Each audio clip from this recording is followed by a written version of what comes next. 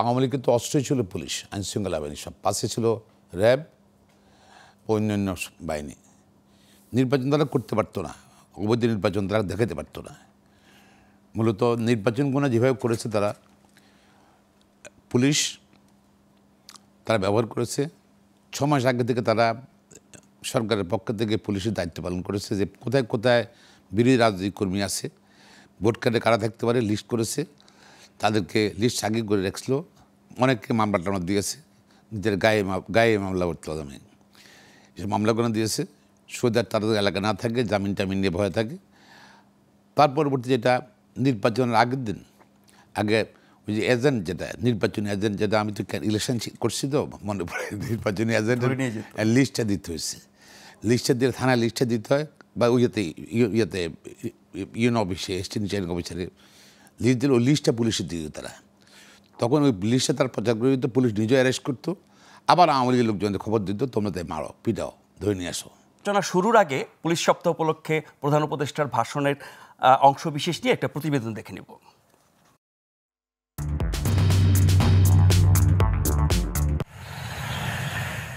মঙ্গলবার থেকে শুরু হলো 3 দিনের জাতীয় পুলিশ সপ্তাহ। এ উপলক্ষে রাজারবাগ পুলিশ অডিটোরিয়ামে উদ্বোধনী অনুষ্ঠানে যোগ দেন প্রধান উপদেষ্টা অধ্যাপক ডক্টর মোহাম্মদ ইউনূস।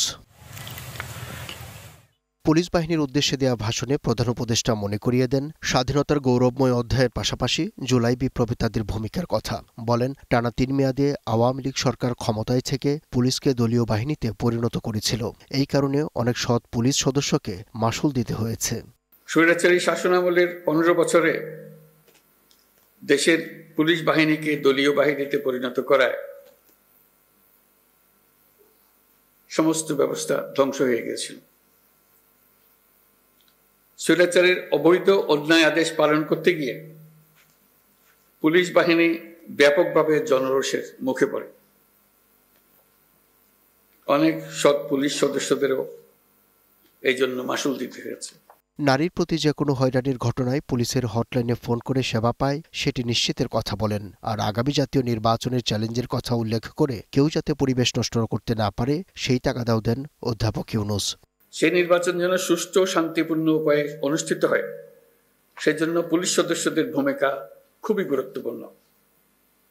নির্বাচনে সকল প্রতিদ্বন্দ্বী প্রার্থীর প্রতি সমান আচরণ ও ভোটাররা যাতে নির্ভয়ে নির্বিঘ্নে নিজেদের ভোটাধিকার প্রয়োগ করতে পারে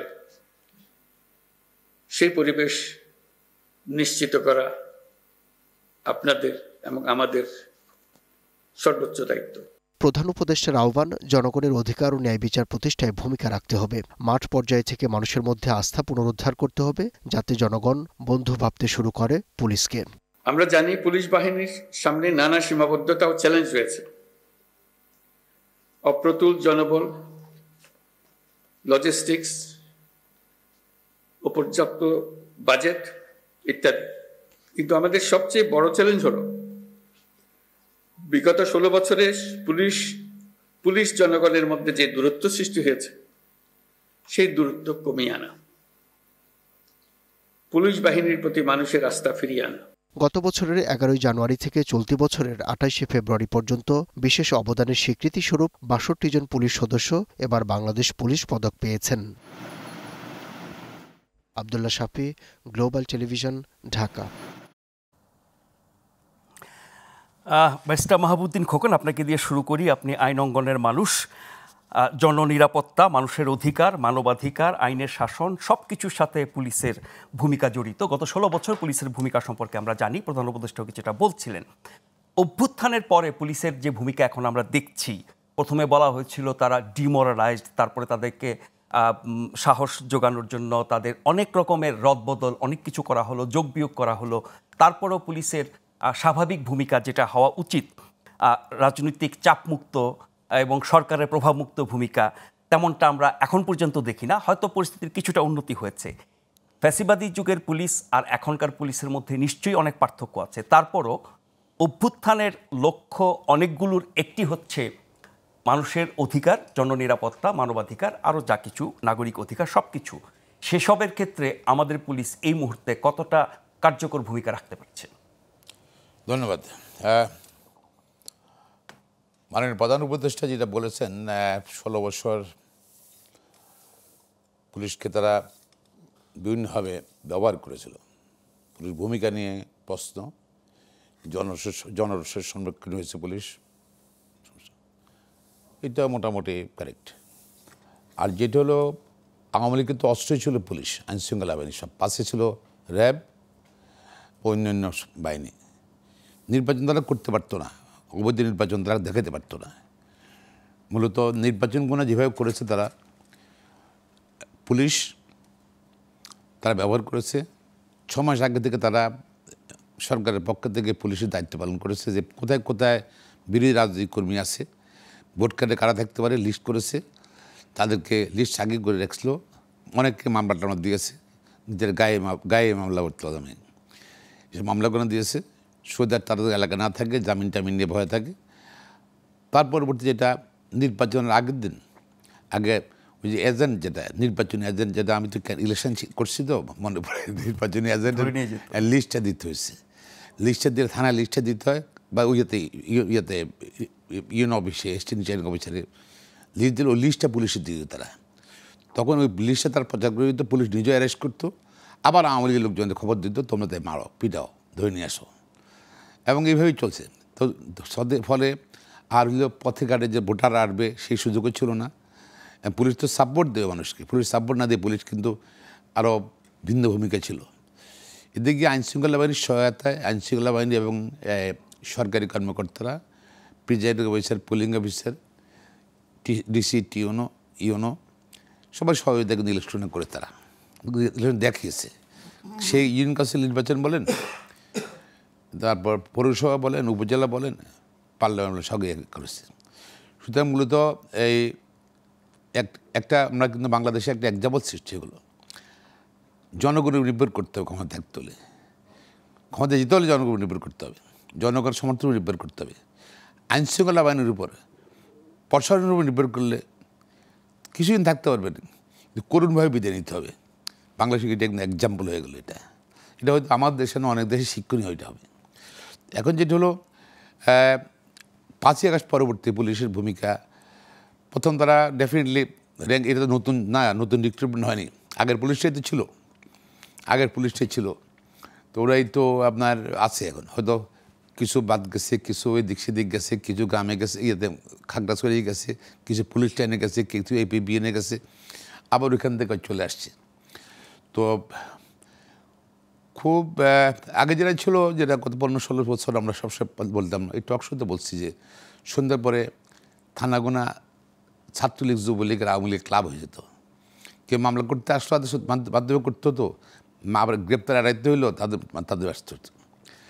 আমরা সেটা এখন খুব ইমপ্রুভ হয়েছে বলবো, আমার কেন একটু ইমপ্রুভ হয়েছে, একটু ভালো হয়েছে। তো কিন্তু আড্ডা কিন্তু এখন প্রায় অনেক থানাতে আছে সন্ধ্যার পরে। That should be stopped. থানায় বিনা প্রয়োজনে, বিনা কারণে এই যে রাজনীতি করবে যাবে কেন, নেতা যাবে কেন, পুলিশের ভয়টা কাটছে না। আর এক দুই হলো যে আপনার এখন যেটা হচ্ছে, এখন পুলিশের অহিংসার সমস্যা হলো পুলিশের, যে পুলিশ হয়তো আপনার কথা শুনলো না, বা অবৈধ কোনো কথা শুনলো না, নেতাদের কথা, নেতাদের নাম বলল না। এখন ছাত্র আছে, বিএনপি আছে, জামাত আছে, বা সব জায়গা আছে না, কোনো এই মানে অবিবেচনাহীন নেতার কথা শুনলো না, তাহলে একটা গ্রুপ টানাই দিল, একটা গ্রুপ পাঠাই দিল, বলে তো এইগুলো শরীরের দোষক ওসি, একটা ট্যাগ লাগিয়ে দেবে, লাগিয়ে দিলে পরে খবর হয়ে যাবে, তখন তার এখান থেকে উড্র হয়ে যাবে। এই সময় মব জাস্টিস, যেটা এটা থানাগণে ঢুকে যাচ্ছে মিছিল দিয়ে, থানা পুলিশের উপর চলা হচ্ছে, এইটা আমরা বন্ধ করতে হবে। আর এটা পুলিশ কি একা পারবে, বা সরকার কি একা পারবে?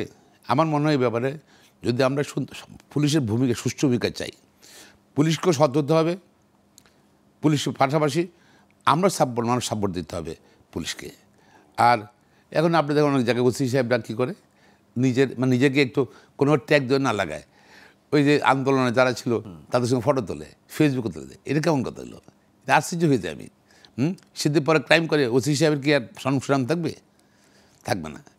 এগুলো বন্ধ করতে হবে। থানায় কিন্তু এই হঠাৎ করে ঢুকা, আসা যাওয়া, চা খাওয়া, আড্ডাবাজি, এগুলো স্টপ করতে হবে মনে করি না। আর এই যে মব যাচ্ছি, যেটা যে আমরা খামাখা যারা আন্দোলনে ছিলাম, ফরনাতে নিজের স্বার্থ, ব্যক্তিগত স্বার্থের জন্য যে আপনি পুলিশের কাছে যাচ্ছেন, পুলিশের বাড়ি যাচ্ছে, পুলিশের চড়া হচ্ছেন বা পুলিশের কমিউনিস্ট চেষ্টা করছেন, চাপ সৃষ্টি করছেন, নাহলে উপরে কমপ্লেন করছেন, আরে এ তো আপনারা সবাই ভালো ভালো, এ তো সরে যাওয়ার দোষর, একে তো ট্যাগ লাগাই দিচ্ছে। এই ভয়টা এখন কাজ করছে আমি মনে করি। এইটা আমার মনে হয় যে বাসায় যাওয়ার করে ফেলেন, আপনারা ক্লিয়ার করে যাদেরকে রাখবেন তাদের ভালোভাবে কাজ করতে দেন।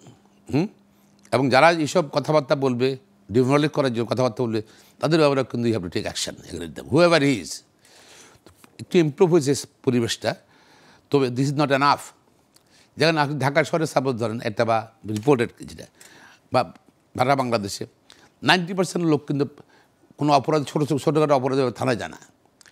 মনে করে এই থানায় যাবো, বাদী হবো, আমি হাইজ্যাক হয়েছে, আমার মেডিকেল হয়ে গেছে, 50,000 হাইজ্যাকে নিয়ে গেছে, যাব থানায় গেলে ওখানে টাকা দিতে হবে, যে থানায় রেকর্ড থানায় দিতে হবে, সব জায়গায় টাকা দিতে হবে। আমার টাকা চুরি হয়েছে, আমার টাকা হাইজ্যাক হয়েছে, আমার টাকা ডাকাতি হয়েছে, বা আমি যে টাকা দিতে হবে এফআইআর করতে, আবার সে ডাকবে, সে বসবে, জবানবন্দি দিতে হবে, এইসব হ্যাসেল করতে করতে দেখা যাচ্ছে তার লাইফে সেরে দিব। মোস্ট অফ দ্য অলমোস্ট 90% আমাদের হিসাবে তারা কিন্তু আনরিপোর্টেড ক্রাইম, এগুলো কোনো রিপোর্ট হয় না। ডোমেস্টিক ভায়োলেন্স হচ্ছে, বুঝলেন, হ্যাঁ, এই যে নারী নির্যাতন হচ্ছে, ইয়ে হচ্ছে, এগুলো যায় না, থানা যায় না, 90% যায় না। আর 10% যায়, এরকম 10% আবার অ্যাটলিস্ট 4% ভুয়া মামলা হয়। যেমন কোনো ঘটনা ঘটলো, হয়তো 2জন ঘটনাটা করালো, 20 জন দিয়ে দিল, হয়তো হাজব্যান্ড ওয়াইফের মারলো, ঠিক আছে, দেখা যাচ্ছে হাজব্যান্ডের মা, বাবা, বোন, দাদা, দাদি, ভাই বোন সবাই আসামি করছে, বা তারা ছিল অনেক ঘনে। এই যে ধরেন এই যে ক্রাইম, এইটা আনরিপোর্টেড ক্রাইম। তারপরে একটা ক্রিমিনাল মামলা করছে, মার্ডার কেস করতেছে, দেখা যাচ্ছে 500 লোক আসামি, 300 লোক আসামি। 300 লোক আসামি হচ্ছে, এইটা পুলিশ তো রিপোর্ট দিচ্ছে, 2 বছর পর রিপোর্ট দেবে, সাফার করতেছে। একটা ছেলে হয়তো 20 বছর বয়স, ইউনিভার্সিটির পড়ালেখা করে, তাহলে মামলা করেন, তার জেলে রাখতেছে কিছুদিন পর, ডিটেল হয়ে যাচ্ছে সে। একটা লোক চাকরি করে, তার চাকরি শেষ, চাকরি তার যাকে ফিরতে পারতেছে না, এরপর 3 বছর 4 বছর পর সে খালাস হলো, লাভ হলো কি? সো আমাদের যেটা হবে, পুলিশের উপর দায়িত্ব আছে যে ফলস কেসগুলো না হয়।